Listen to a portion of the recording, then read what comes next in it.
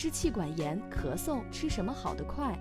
如文医生特邀专家马占平，陕西省中医医院呼吸与危重症医学科主任医师。支气管炎呢，我们这个笼统叫支气管炎，这里边就要区分了。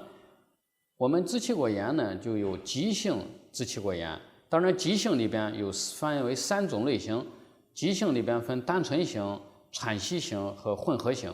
和慢性支气管炎，慢性支气管炎的概念都每年咳嗽大于这个3个月，连续2年以上就叫慢性支气管炎，这种患者最多。急性支气管炎，我们大部分人可能问这个问题是年轻人多，我得气管炎了，我吃啥药？按照这个医学来讲，因为支气管炎的复发呢，大部分与感染有关。感染里边到底是病毒感染了还是细菌感染？细菌感染里边还要具体的分。如果我们笼统的讲要吃什么药的话，可能还不太客观。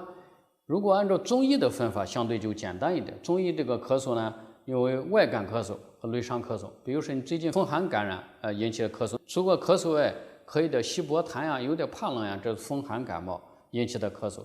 这种情况下吃那个3-2片来，这些就比较好。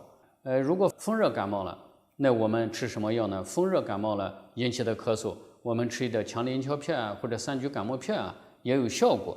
但是我们经常在药店里见的一些治咳嗽的药，有些老百姓分不清风寒风热，怎么办呢？